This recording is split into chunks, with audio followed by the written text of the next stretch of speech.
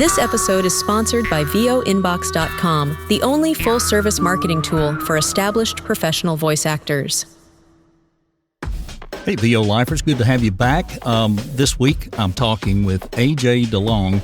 If you are not familiar with AJ, he has been a voice actor for a while, about 15 years, and he's going to talk about the struggles he had doing that. But for the last 25 years, he has been working in a music retail background where he has really learned a lot about helping people at all levels get what they need to succeed.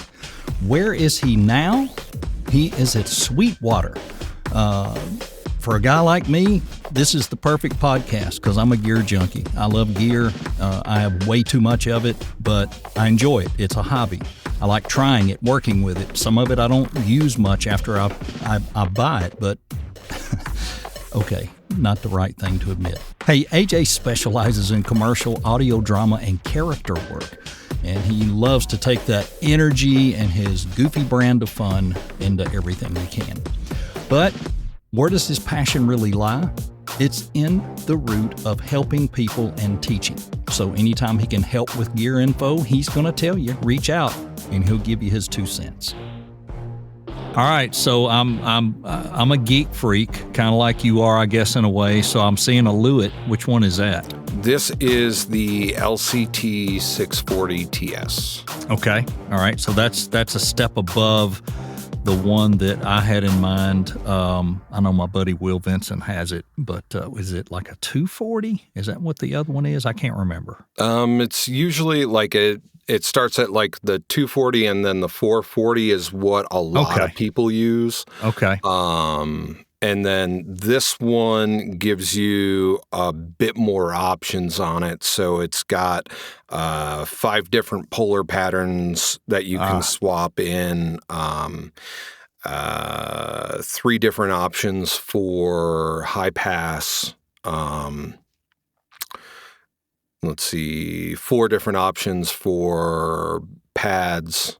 And then in the side, this side, there's actually a little mini XLR out. So it'll do true stereo.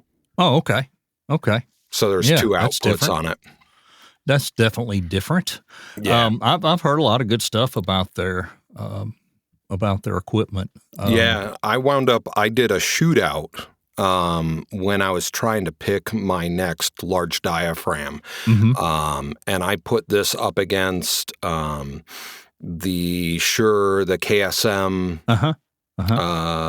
Was it the KSM 444? That sounds right. Right. KSM 44, which is their $1,000 large diaphragm, the TLM 103. I call that the cricket fart mic. Yeah, right. Which, I had the SE, the Rupert Neve RNT, which is their tube condenser. It's like a $2,800 tube condenser, and I loved that microphone. Oh my goodness, I loved how that thing sounded. Yeah. But it was so noisy. Oh. Its self noise was so high. I really couldn't use it without a lot of processing. Yeah. So its raw files were just too noisy. Gotcha. I just couldn't get the noise floor low enough. So I was like, I can't use it. Yeah. So I went shopping, and I thought, everybody was like, well, you're gonna get a TLM 103. So I did the shootout, and man, the TLM 103 wound up sounding so stale in comparison to this. And now this is a $1,200 microphone or $1,100 microphone. At the time, it was a $750 microphone. There you go. Yeah. And it was a no-brainer. Right. at the time. I was just like, there you go. Especially working where I work. Yeah, makes a difference. Yeah. And we'll get into that here in just a second. Hey, I want to welcome everybody to the VO Life this week. I'm talking to AJ DeLong. You heard his intro earlier, his bio. We started having a conversation, and we're going to work that into the podcast. So we're kind of jumping in now and letting you know. Welcome. Glad to have everybody. Glad to have him. If you don't know or you missed it earlier, I may have mentioned it in the bio. He does work at Sweetwater, one of the favorite places that all of us voice actors are addicted to. Stupid me. I was scrolling through today looking for stuff, knowing I don't need anything else right now, but I'll see something, and you guys, the placement on Facebook is so good because I'll be scrolling and there it is. Oh, what's that? And I'll look at it. I thought, I have a PodTrack P8. I don't need this P2, but boy, that thing's neat. I can plug USB mics in that. Maybe I should get that. And I don't need it, but I'm the world's worst to buy stuff and play with it for a week and buy a bag for it and put it up in the closet. And I'll get it back out later, but I just love tech. I just love the stuff. I tell you what, being in the building all day, every day, it is a fun and dangerous place to be. I can imagine. We have the manufacturers in the building. We have a place called Vendor Village. Mm-hmm. So because Sweetwater is what it is, and we deal with so much, we don't have traditional reps like most places do, where traveling reps come in and out every day. Right. We have a part of the building where they are there in the building. Mm-hmm. They have offices. Yeah. So like Universal Audio, Avid, Fender, Gibson, they live there. Amazing. That's amazing. So if we have questions, we're like, oh, let me call the rep. No, we get up from our desk and we walk over, knock on the door and go, hey, Jeff, I got a question about this interface. Or, hey, can I borrow that? Mm-hmm. And there they are. We just have instant access. That's nice. Which gets really dangerous because I like to play with all these microphones. Exactly. I know the feeling. I was digging stuff out of the closet over the weekend, and I put a couple of videos up on TikTok. I found a Sennheiser profile I forgot I had. Not a bad sound USB mic. I mean, the noise floor shocked the heck out of me when I plugged it up and worked with it. Of course, I'd bought one of those little Fi-Fine mics earlier this year, the white one, because I was trying to change the look in here. And this one changes the look, and it does what I want to do, but I had been doing not really a shootout, but I took all my dynamic mics yesterday and ran through them, the AT2040, the MV7, and the Rode pod mic. And I thought on the tail end, I'm going to stick the little AT875 on there and just record on it for the heck of it, because I just want to hear how different it sounded. And I'm like, nope, you need to go back to your little 875 on the podcast. It's cleaner. It has the right sound. Now, the MV7's not bad. It knocks the noise floor down pretty good too. It doesn't pick up my air conditioning noise. The 2040 did, and the Rode did. Not terribly, but I can hear it. And you know how our ears are not like the public's ears. We hear everything. Yeah. But when I put this one on, it was like I don't hear the air, I don't hear the computer, I don't hear anything except me. And that, for us, that's less post-production, and that's what we want. Absolutely. But I cannot imagine a day in the life there. So what is your day like? I mean, are you interacting with people a lot as far as orders and stuff? Or tell us exactly what your day's like. So when I first got there, I started as a sales engineer. So I used to. I started, couple years back, my first 2 years at Sweetwater, I was a sales engineer. So I was that person that you got that text from or that email from or the call from. You sent the frickin' candy. I did. I sent I that knew candy. I knew it. I've got a bucket of that sitting on top of my fridge, and my 8-year-old loves that stuff. So we split those little baggies because I love the bit of honey. I'm a sucker for the bit of honey. I'm right there with you. I'm right there with you. I get that one out first. Yeah, my daughter calls it the old person candy. Well, and she'll take the Laffy Taffy and whatnot. But yeah. So I would make those phone calls and check up and make sure that everybody was happy with their equipment and give advice. Just like I used to do before I got to Sweetwater, which, when you walked into your mom and pop shop, I was that guy behind the counter that was like, hey, what do you need? Same idea, but I'm just doing it over a phone here. Yeah. And that brings up something real quick, and I want to get back to your daily story. Yeah. For me growing up, that was a thing. It was a place in Murfreesboro, Tennessee called the Music Shop. It was a Magnavox dealer, even way back, Magnavox. And they had a hi-fi room in the basement with stereo equipment. Now, back then, we didn't have any of this stuff, but I was like radio crazy. So I was like, that's a new dual cassette recorder, and then I look at all these turntables, and I'd love to go up there. We don't have many stores like that, I guess, anymore. Most of this stuff is probably internet order, I'd guess. I don't know. Do you guys know? I mean, there's still a healthy brick, I call it brick and mortar business out there. Yeah.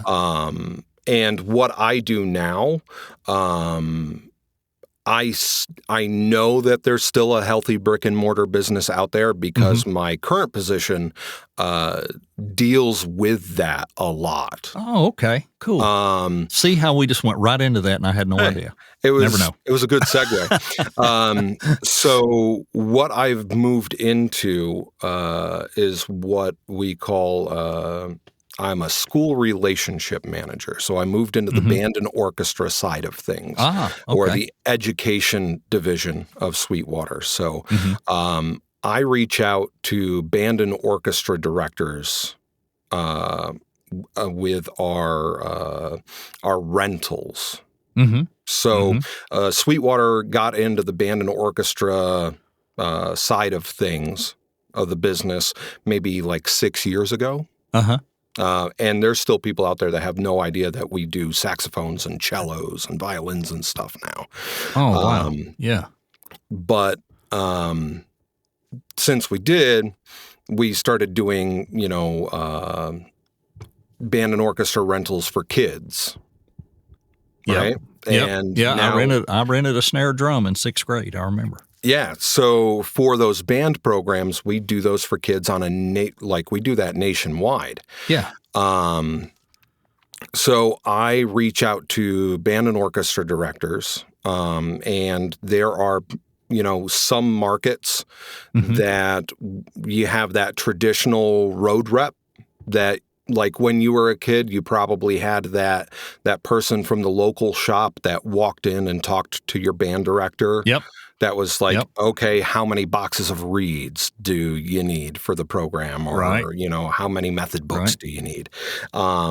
We still have those traditional road reps like Texas. Texas needs that, but I deal primarily with the Northeast. So like New York State, Pennsylvania, Vermont, Maine. And I call them just like a sales engineer would call people that are buying gear. But I'm just talking about rentals. And a lot of those places, they don't have access to a traditional brick and mortar shop. Makes sense. Right. And some places that do have access to a brick and mortar shop don't have access to a brick and mortar shop that have a rental fleet, I guess I would call it, right? That are instruments that are younger than their parents, right? So they're not quality instruments, right? And that's not a great experience for the kids, which usually means that a lot of these band and orchestra programs are failing. Yeah. So we try to mitigate that. Yeah. Nice. But in those phone calls, I learn a lot about what's going on with these brick and mortar shops that are still out there. Yeah. And there's a ton of them that are still out there. That's good. That's good, because that to me was a big part of my childhood, and back then they were also, a lot of them were also quote unquote record shops. I mean, a lot of these stores were a combination. They had everything: band instruments, record shops, guitars and amps, drums, and hi-fi stuff downstairs, the way this one was. And I remember going in and buying, and when I was in high school, me and another guy had a DJ business, and I would go in there every Friday, depending on where the top 40 was and what singles I didn't have or hot new singles, and they were 79 cents each back then. So I was buying those 45s. And one of my biggest regrets in life, when I was about 27 years old, 26 years old, we had a big garage sale, and I sold all my records, all of them. I would love to have them back. I probably had 1,500, 2,000 45s.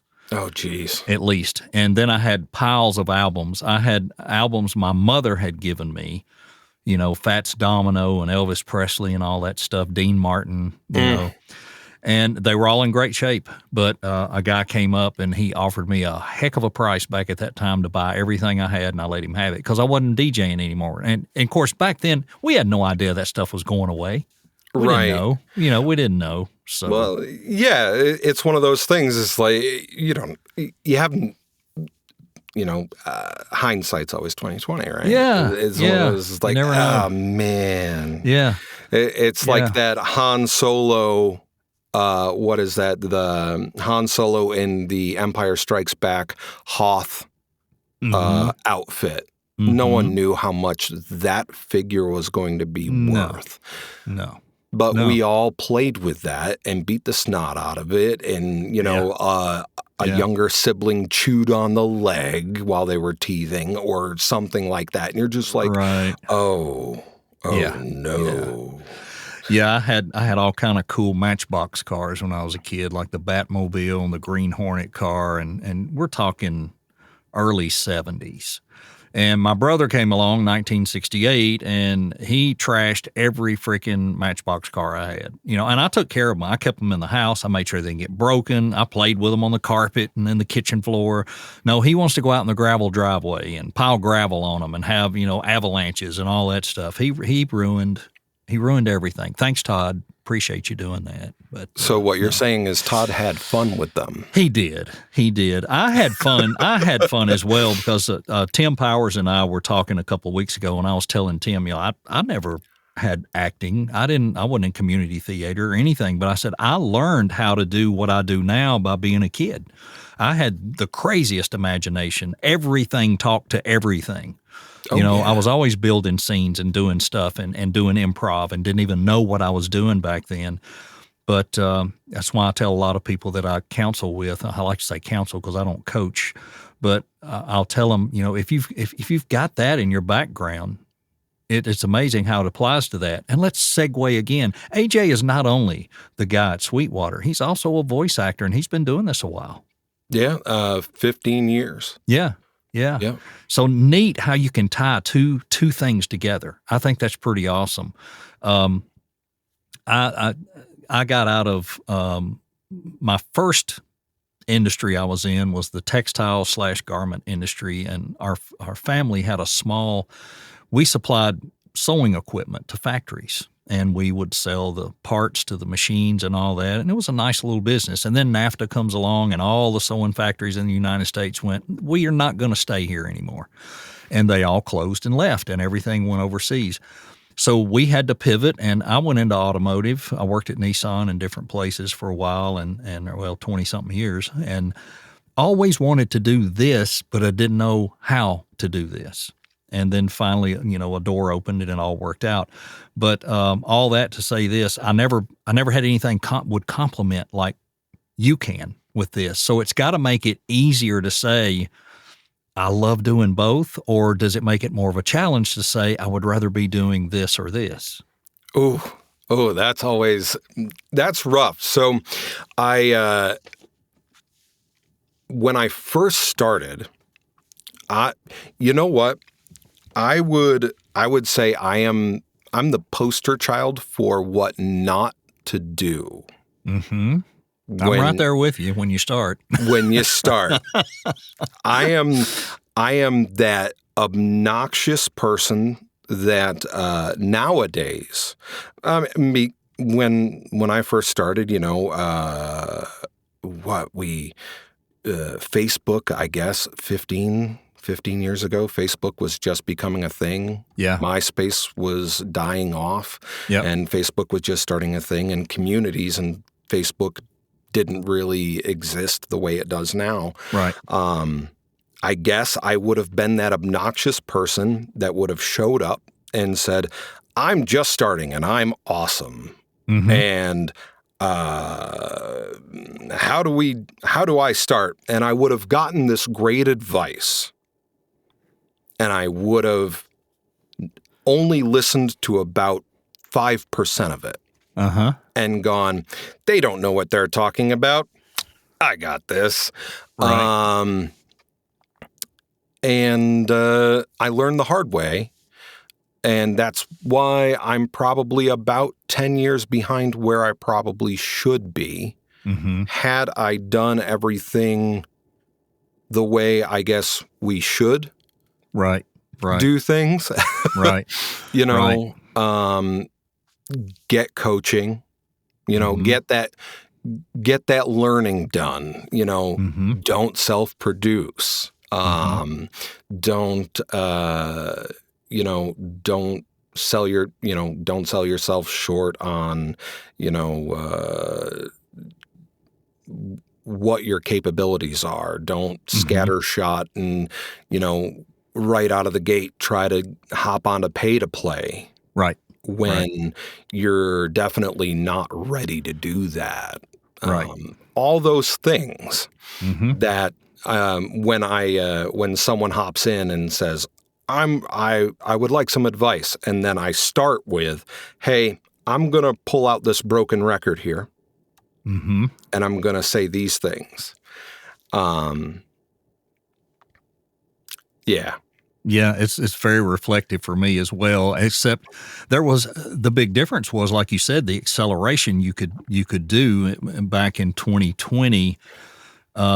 All the groups are out there, all the coaches are available, all that's going on. But 15, 20 years ago, no. It was hard to find people. They probably weren't doing a lot of workshops where 6 people come and get on Zoom and go through copy and you get taught. And now the accessibility is there. It's a lot faster for people to fast track.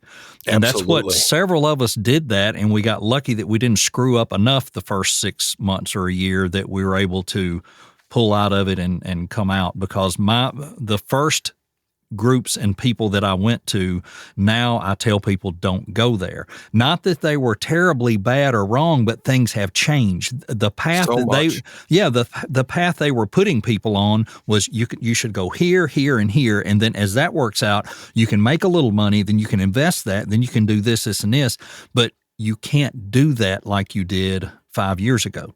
And it's changing. I mean, it changed. As you saw a bunch of changes, now I'm starting to see them after 5 years, and it amazes me, where sometimes I go, I really don't know other than to tell people, train, learn, get with a coach, work with a coach, and when they tell you you're ready for a demo or they tell you you're ready for a pay-to-play, then go ahead, sure. But don't waste your time building a website, building a brand, doing this, doing that. None of that matters till you get all of those basics down. Your room is right. You've learned your audio. You understand how to send in a good, clean file. So many times in those first few years, I remember coaches telling me they would have a person put the horse before the cart, and they would somehow accidentally book something, and they'd call the coach freaking out. What do I do? If you don't know what to do when you book something, you shouldn't be applying to book something. You shouldn't be auditioning if you don't know what to do. Yeah. And early on, I was also a front man for a 90s grunge band, and I was wrecking my vocal cords on a regular basis. I can imagine. And I don't do that anymore. I'm still playing guitar and stuff, but I am not singing. at all anymore. And every now and again, I still get people at work and they're like, hey, I heard some of your stuff from when you used to sing. You want to do that again? I was like, you know what? Maybe, another 15 years from now or something like that, I'll get into doing it every now and again. But I'm making money from using my voice speaking. I'm not doing that. Yeah. And it's funny how we get very protective of that in lots of ways. It's like, well, we're going to go to this and there's going to be a lot of people there. And I'm like, is it going to be any kids there? Is there people, do they all have kids? And I don't mean it in a bad way, but now that my kids are grown and gone, I'm never sick anymore. So I don't have to worry about, I'm choked up. I'm going to sound different. They're not going to like the way I sound.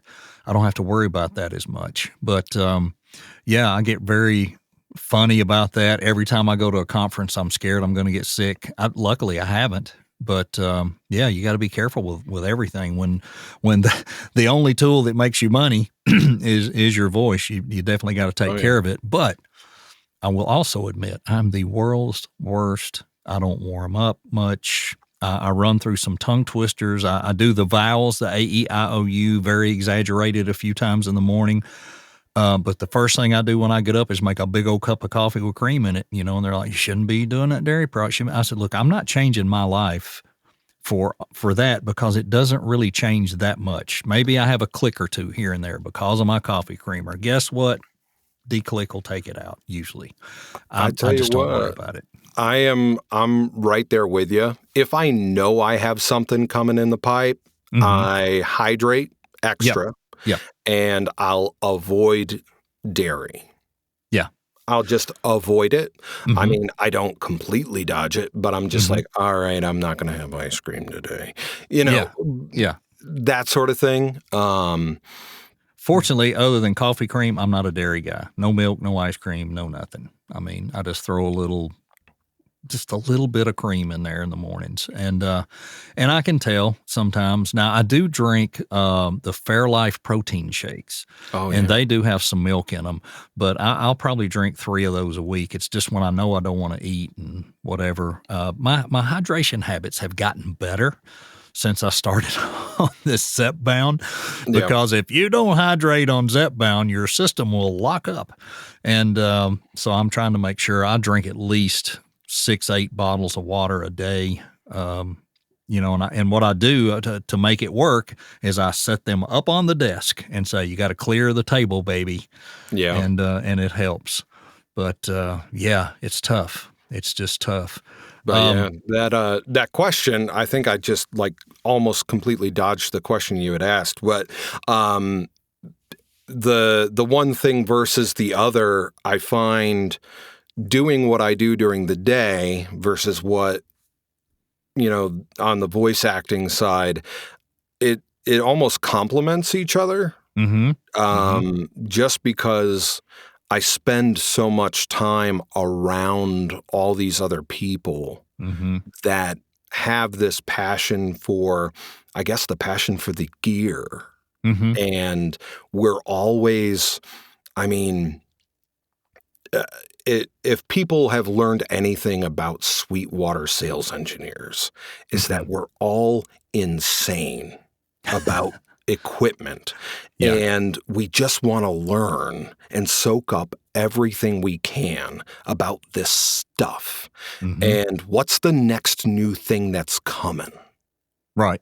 And it almost generates this constant excitement about all this stuff. And because of what we do, I know we follow each other on Facebook. Last week, I got to play around with that new Austrian audio. Yes. That, the OCS 10.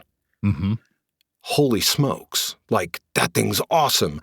And I can't wait to try to convince them to let me take one home for a week. I want to get one in the booth and I want to put it side by side with this. And I have, I've got a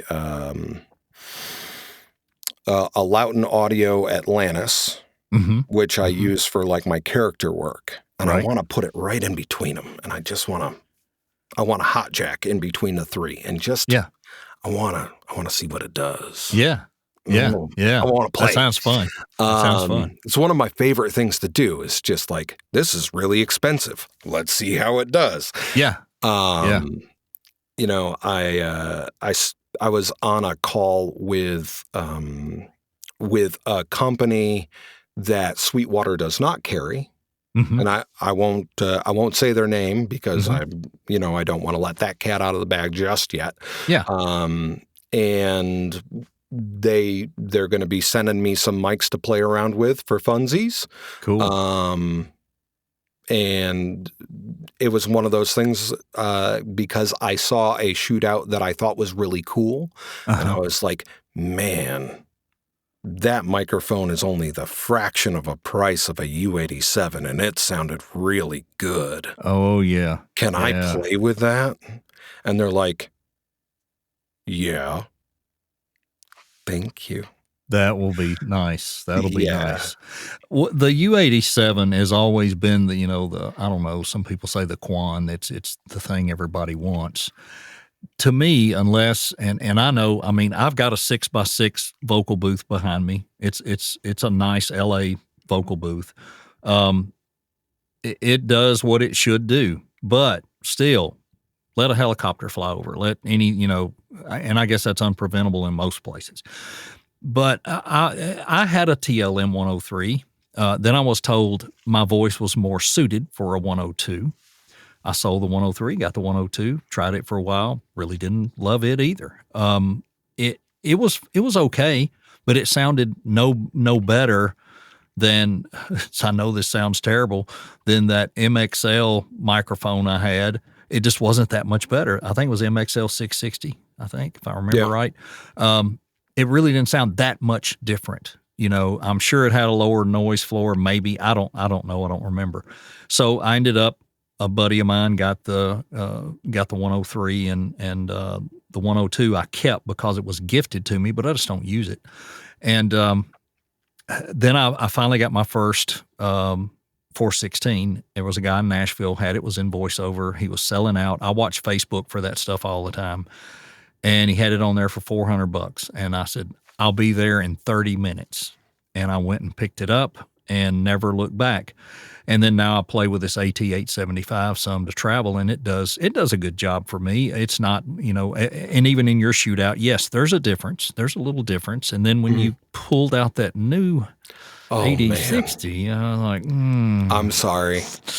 And so I have that on my list that maybe next year, and then I move my 416 to the travel rig, and then I can just leave this one out here for when I'm doing Zoom meetings and stuff.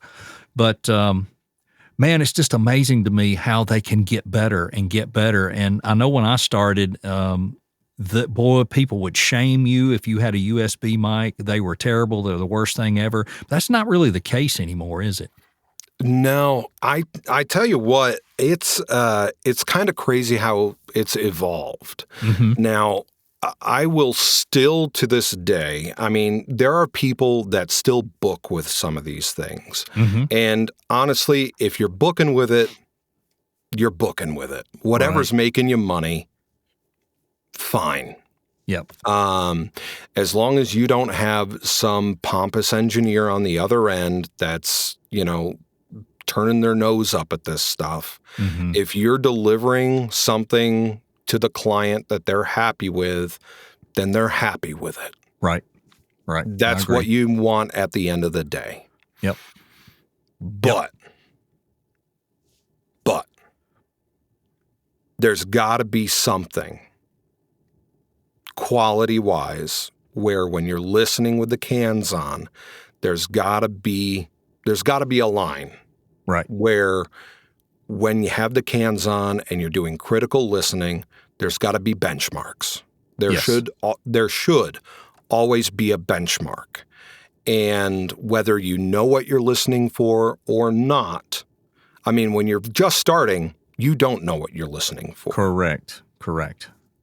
And when you're first starting, you're learning, and that's fine. Mm-hmm. And as you go, you will start to learn.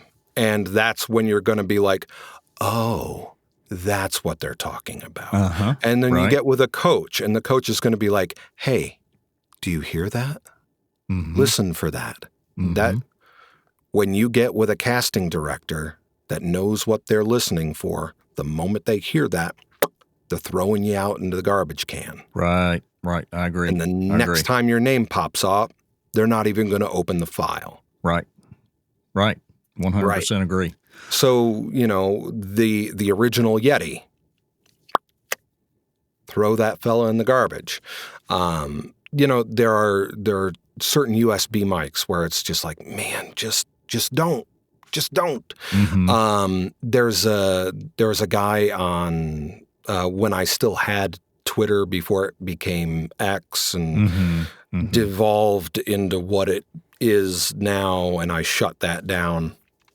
There was a guy that was giving voiceover advice with a Yeti that had it pointed at him.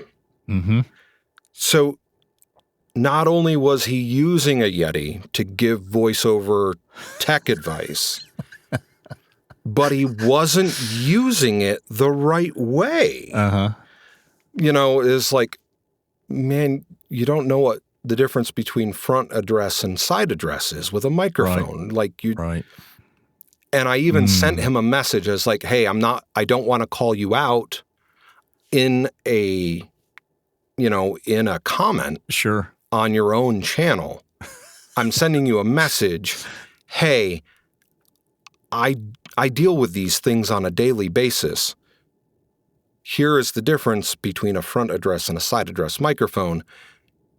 You could probably turn your gain down and sound a little better if you just flip that little fella up and talk directly into it like this. Right. And then he blocked me. So they'll do that. Yeah. It's like, man, I'm just trying to help you out. Yeah, I tell people a lot that there are a couple of those out there that are decent, but I tell them that when you're ready to start auditioning and doing work, you do need to get the XLR interface, find the right mic thing. But I also tell them when you're learning and you want to plug something into your phone or you want to plug it into your computer and you want to get comfortable with a mic, because one of the big things most people that I work with, the worst habit they have is they want to love their mic. They want to look at their mic. Yeah, they want to. And I'm talking, I try to tell them, forget that it's there and be natural and, use your body and don't be stiff and don't feel like I have to be right here on the mic. I cannot move any, don't do that.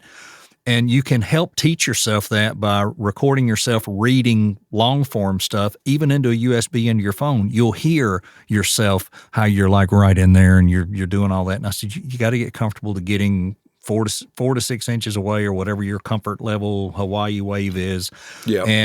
And where does your voice sound best at what angle? For some people, and a lot of people with shotguns, they're up higher and pointed more straight down. Some are more to the side and pointed more across. And it depends on you. I mean, it's all depends on you and your voice. But that's the only thing I think they're good for, and I think they're fine for podcasts. They're fine for online content creation and all that stuff.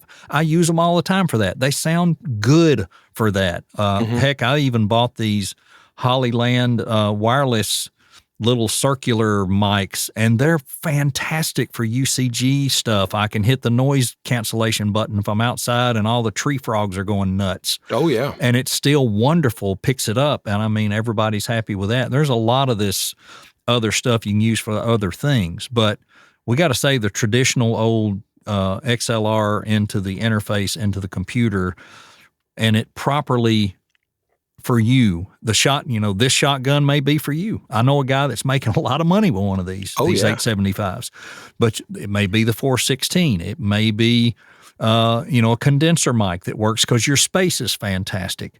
But that's the things that Sweetwater can help you with and help you determine. So, and that's why I love them, because they're helpful. And they've always been my go-to. And I know there's another new competitor out there now that's getting pushed on another podcast, and that's okay. That's fine. But and that's not saying that's a bad company or nothing else. But Sweetwater's always been there for me ever since it started, and I'm going to be loyal to them. And I think that's what, a lot of us out there are doing. We really count on you guys. You're always trustworthy. It's always good product, quick shipping. It's just a great place. Yeah. And that's one of those things like, there are sales engineers. They all have their specialty. Mm-hmm. So if you're a voiceover person and you have a sales engineer and you're just like, man, this guy knows a lot about guitars, but I don't think he knows a lot about voiceover. Mm-hmm. You can always just say, hey, do you have somebody there that I could talk to that just knows a lot about voiceover stuff? Mm-hmm. They'll be like, yeah, I got you. Let me talk to my guy so-and-so. And they'll just send you over to that guy. Mm-hmm. They're not too proud to say, you know what? This ain't my specialty. Yeah. That's fine. Yeah. Not everybody knows everything. Right. And that's important to be able to just be like, yeah, because when I got there, and to this day, I'm not going to talk to DJs about turntables all day. Mm-hmm. I know practically nothing about that stuff. I'm just I'm going to look at this DJ mixer. And mixers are generally just like every other mixer, but DJ mixers because of the way Right. Yeah, that's what we all count on, is having help with that stuff and that knowledge, and that does help. And all right, so let me flip back over to VO for a little bit. Tell me a little bit about the things that you're doing and love to do, because we all go through. And I know what I did, where we're throwing a lot of spaghetti at the wall up front. We're trying to figure out, where am I going to book the most? And I love doing this, and I love doing this, but it finally comes down to, where am I booking, and where do I put my emphasis on maybe more coaching and this, that, and the other. Yeah, I still will book a commercial, an animation, a video game, corporate narration. I've got 2 or 3 outdoor shows I do, documentary type shows. But the thing is, I know documentary and commercial and probably video game comes third, and then everything else. So that's where I want to focus on, always getting better and staying top of my game. How's that working for you right now?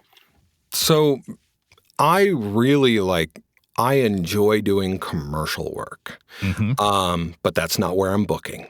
Mm-hmm. Mm-hmm. I would say I am booking the most in audio drama, which is not where I expected to land at all. Right. I thought, out of the gate, I did really well in commercial work. That's somehow it just went off like a shot. It felt like I kind of sat right in with commercial work. I felt comfortable there. Mm-hmm. It's short, it's quick turnaround. It's just go. Right. And then it just stopped. And I wasn't booking anything. And I'm like, what do I do? What happened? So then I started kind of like, all right, well, let's see what else is out there. So I started branching out into doing character stuff and animation, and I wasn't booking anything there. So I was like, all right, I'm going to need some coaching there. I wound up doing some video game stuff, video game trailers, promo stuff. That worked out really well. So I'm booking there. And then a coworker at Sweetwater is a tremendous writer for audio drama, which completely caught me off guard. And he found me during a lunch break, and he's like, hey, I heard that you do voiceover stuff. I was like, yeah. And he's like, I'm doing this. and I need a couple extra voice actors. Would you be willing to sit in on a table read? And it's like, more things to do. Yes, please. Right. So I wound up sitting in on a table read with this whole cast of people that I had never met before, and I'd never done audio drama. And lo and behold, I enjoyed the heck out of it. And it was a ton of fun, and it wound up opening up this entire world and this community that I had no idea existed. Mm-hmm. And all of a sudden, I am just like in here, and I'm talking to these people, and I'm doing this, and I'm doing this, and I'm doing this.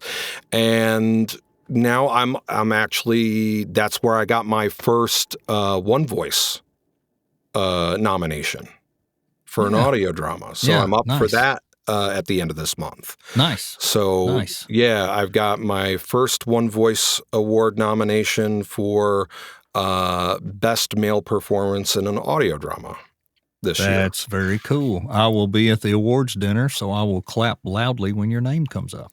Man, I hope so. I'm up there with like, I'm up there with some big boys. I think. I know the feeling.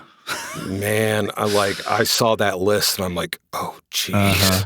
Yeah. Last year, I went all out and put in for a lot of stuff. I don't know what the max was, 7, you could put in whatever it was, and I got 6 nominations. I didn't win anything, but you know what? I was humbled to have 6 nominations.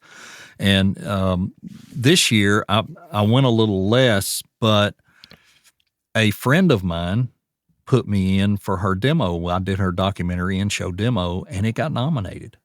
And I was blown away because I didn't pick up any nominations on the commercial stuff I sent in, but I got a nomination for producing a demo, which was, I was like, that's crazy because you're in there with, like JMC and these other people. And I'm just floored by that. And then when I thought about it a few days later, I said, you know what? And TV and documentary, maybe they only got about 7 submissions. Who knows? Who knows?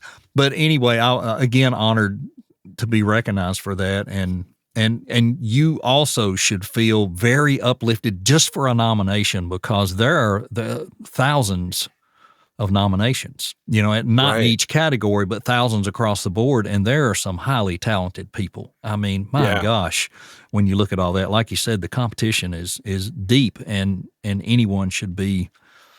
Well, yeah, you can have like most of the cast from like the Leo Braun series and stuff like that. And I'm just like, oh my goodness. What? Right.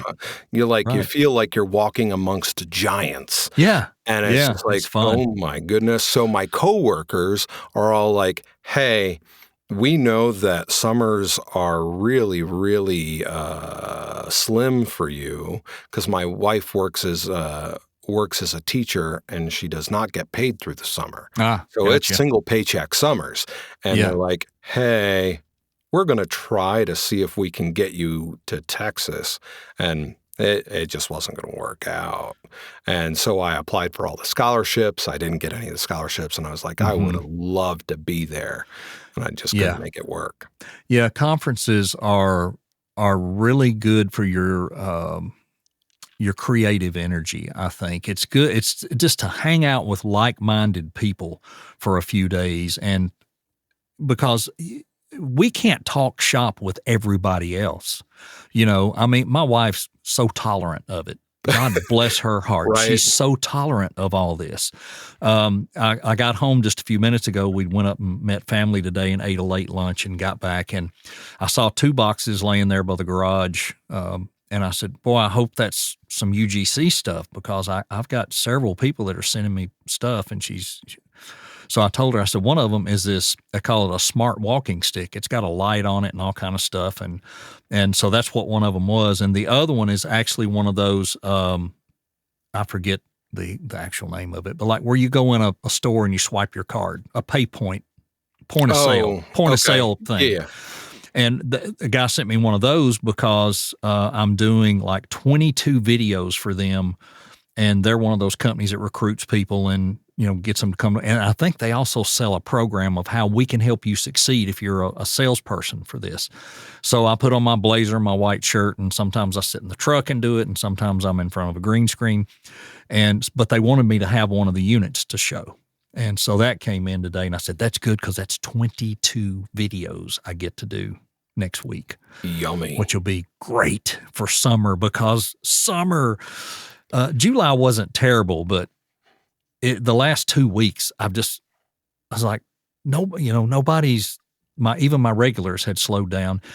Even auditions had slowed down. And I'll typically do between 8 and 10 commercial spots a month, and I did 1 in July. I had other work. I had UGC work, which was great. That's been my pivot this year. And then I had documentary stuff come in. I think I had a little bit of radio imaging. But compared to last July, it was a lot better. It was about double last July, but it still was about half of what May and June were. And that's tough sometimes because during April, May, and June, while things were so good, I'm redoing my studio and I'm buying a new monitor and I bought a new MacBook. And then had I not done all that the last 2 months, this month I wouldn't be going, oh boy, I really need a little more work. It's like, you had that momentum. And the momentum. But that's voiceover. Ride the roller coaster. And if you're new coming into it, a lot of you are preaching to the choir, I know. But if you're new coming in, it's the way it is. It's very erratic. It can be very erratic. You can be just like pulling your hair out.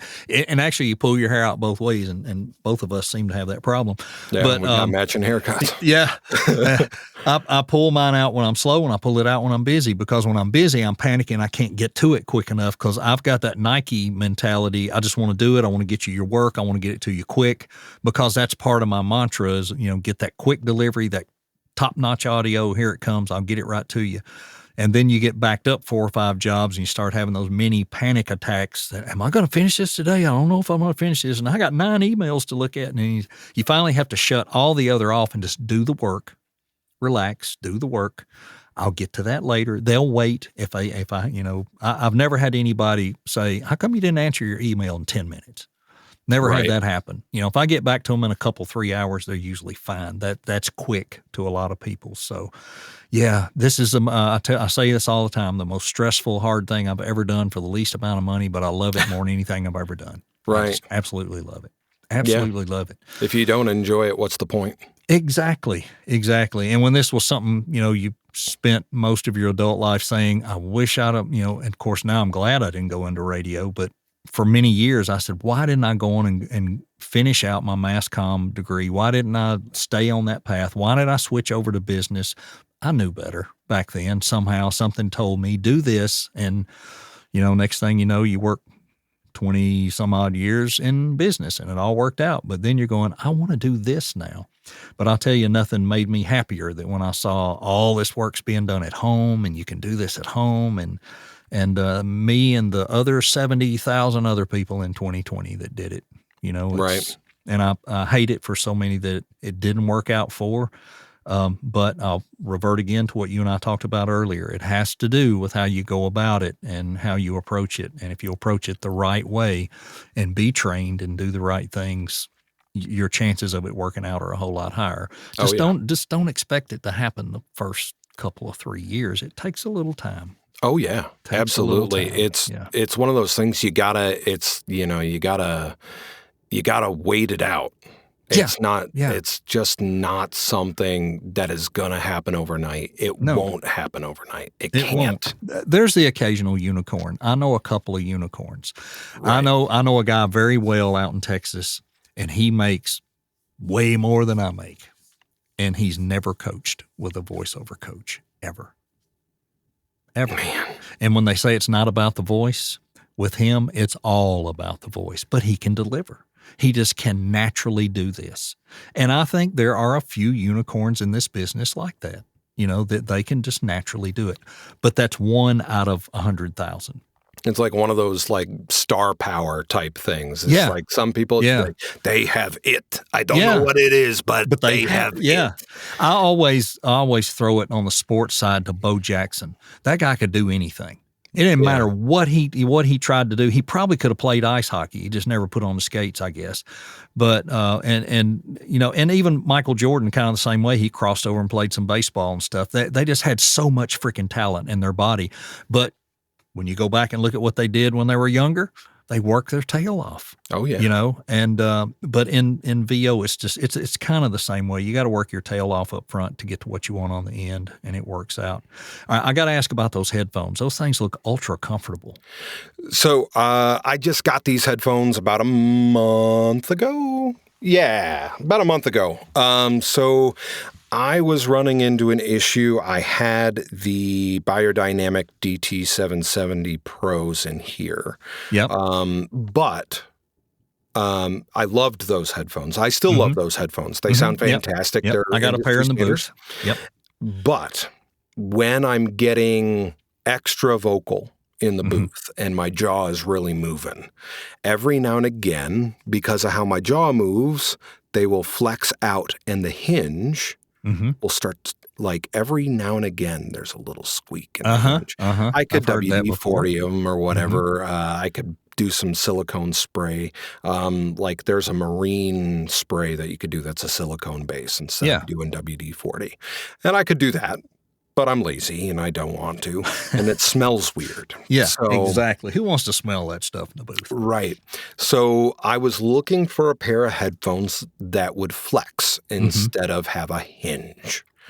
So there's a company out there called III.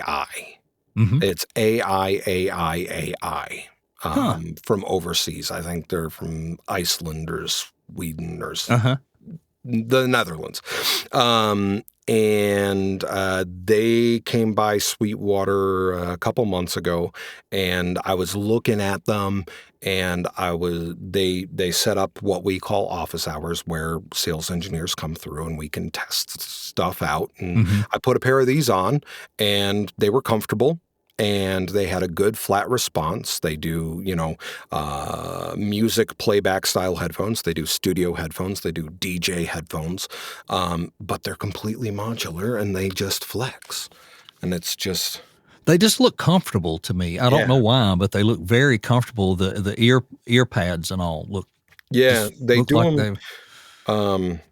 It's a good padded one, and they do two different types of pads where this is a velour, and then they do like that faux leather like your ear pads are. Probably the gel inside, maybe. These are. Yeah. I went with the suede ones because sometimes in the booth I sweat like a pig, and I just don't want the leather style ones because they'll stick or slip and whatnot. Right. These are what I think is really cool about these is they're also completely modular. Every bit about these are modular. So I can just, boop. Hold on. Come on. Oh, wow. Okay. Every piece of these I can just pop off. Like, so if for some reason a driver, like the driver on this fails. Holy smokes. I can just detach the driver and get a new driver. Nice. Or upgrade the driver if they come out with a nicer upgrade. Nice. It's kind of crazy how they do these. Replace the pads, whatever. They designed them to be completely modular. So they even do like Bluetooth sets, so you can change the drivers out for the Bluetooth style. Like you can change out this if this ever somehow broke or anything like that. But that's well thought out. I like that. That's definitely well thought out. These I can't get used to these little Sennheisers because of the air gap right there. Every time I look up and see it in the picture, and I'm like, you look like something, I don't know. It just looks like something alien.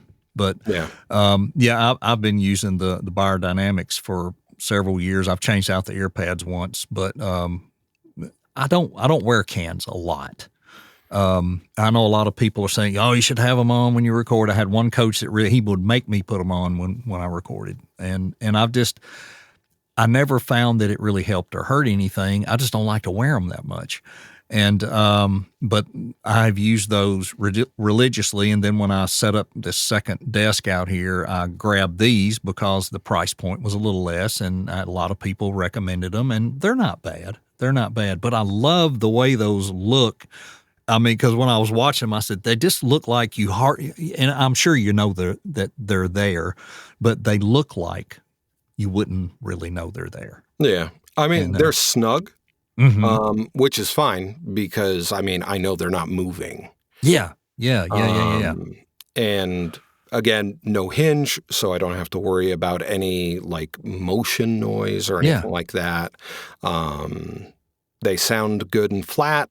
And I really, because I'm using them in the booth, I'm not doing any editing with them. Right. So I don't have to worry about that at all. Yeah. They do the job. And tell us the brand name again. I. AI. Okay. Yep. We all should remember that.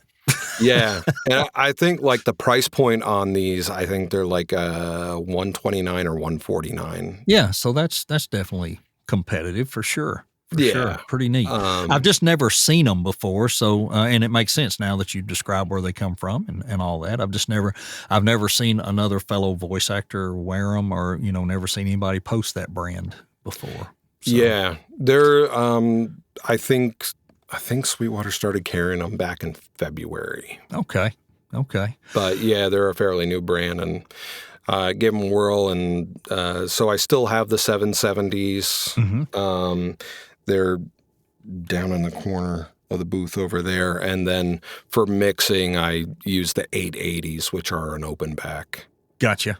But I do everything in the cans. I don't have speakers in the studio at all. Yeah. I'm a big fan of the little Iris 3.5s. I actually... Oh, the Presonus, yeah. Yeah. Just yesterday got in new ones from you guys that I just put on this desk this morning. Yeah. And I love those things because for a small space, it's all I need. I mean, and for the price point, it's definitely all I need. And I tell you what, that's something that a lot of people don't think about. Mm-hmm. So many people get speakers that are too big for their space. Right. They want to get these 6-inch or 7-inch speakers for a bedroom space. Mm-hmm. Learn something about your monitors. Mm-hmm. Big speakers in a small space are too big because it doesn't give you enough space for your low frequencies to travel properly, and you get phase issues. Stop putting big speakers in small rooms.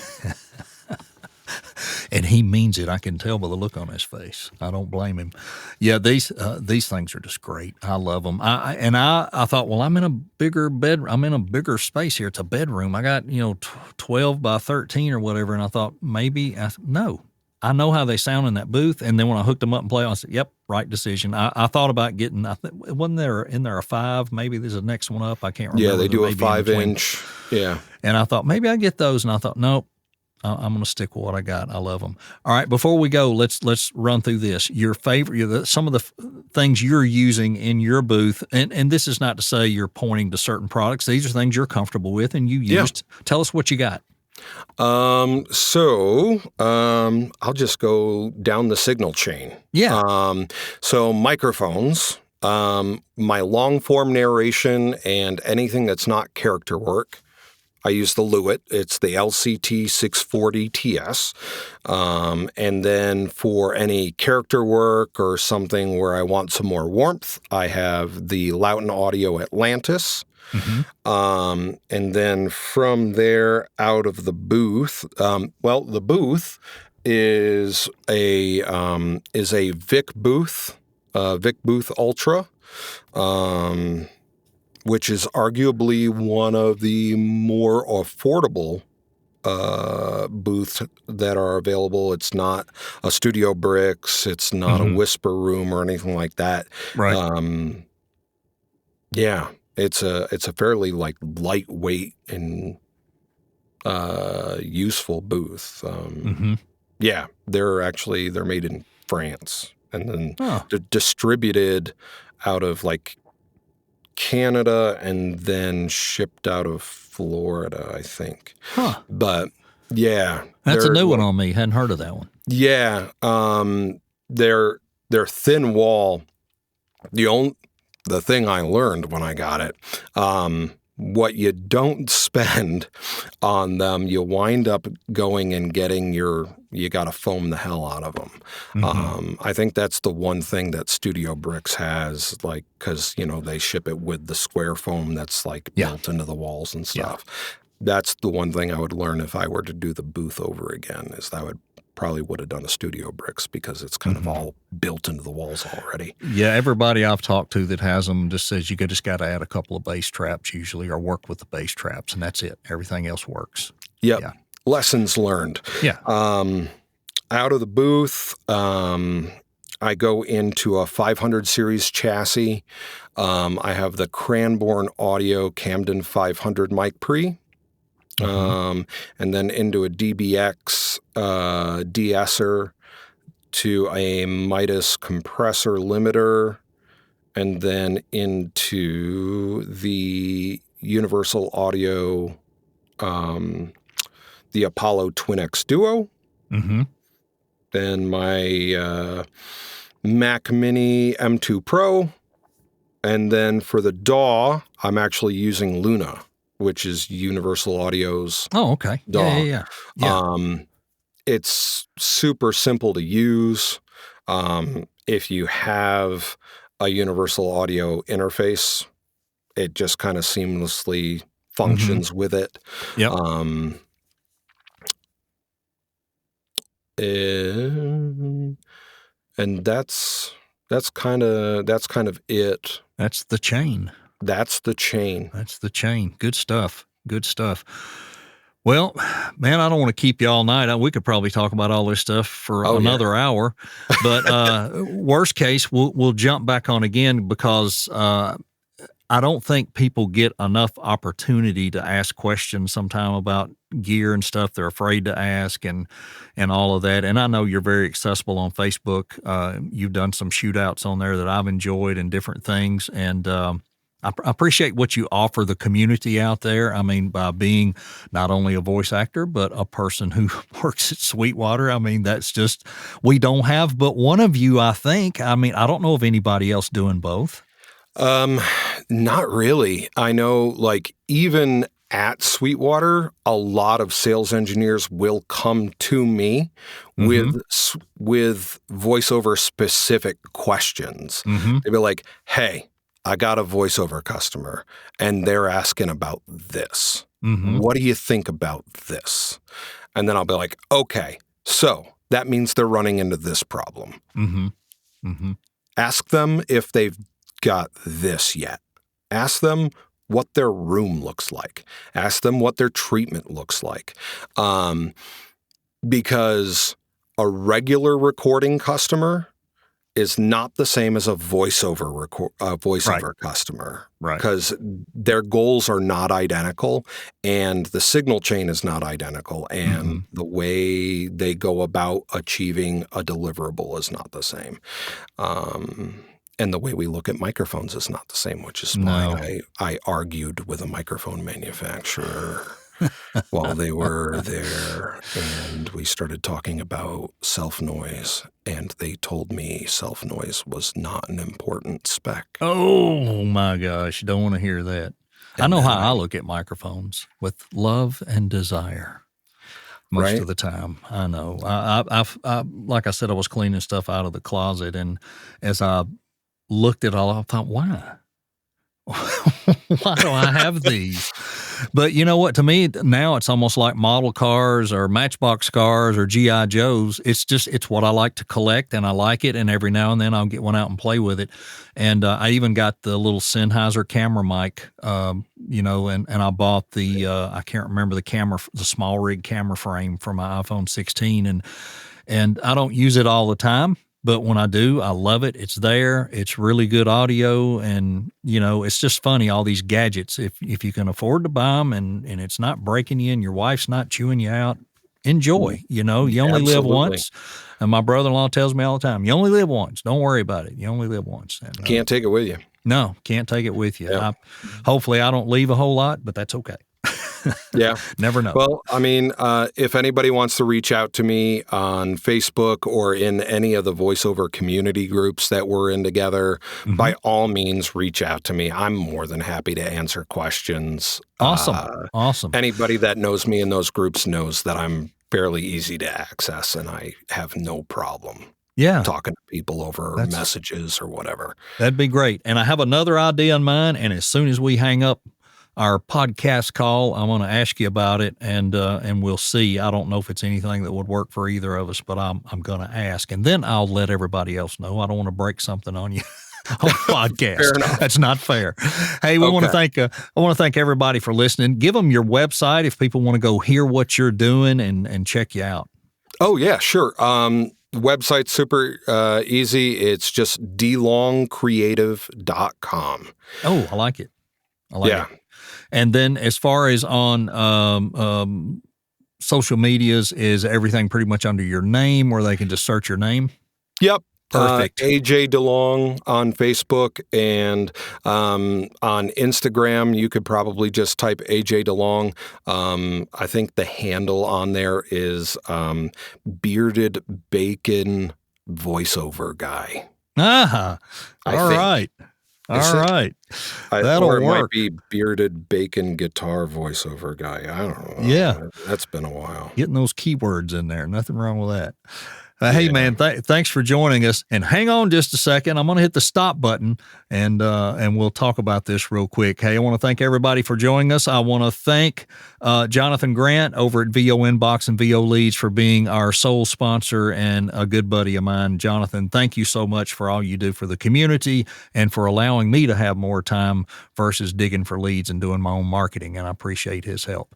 AJ, thank you for your time. I know we took a couple weeks or longer to get this together, but well worth it for me. I really enjoyed it, and I know everybody else will enjoy it as much or more than I did. Thanks for having me, Troy. And that's another episode of The VO Life. Thanks for dropping in and hanging on. The VO Life was brought to you by VOinbox.com. The marketing tool that gives you back something others don't. Make an investment in your marketing that not only cultivates clients, but gives you back time. If you are a professional voice actor and you need to up your direct email marketing game, VO Inbox might be for you. Reach out to Troy in an email to get 25 leads free with your paid subscription. Send that email to troy@troyholdenvoices.com. Need to talk about building your VO business? You can schedule time with Troy on his website in half-hour or full-hour sessions. There's even a free 15-minute consult available, all on the website at troyholdenvoices.com.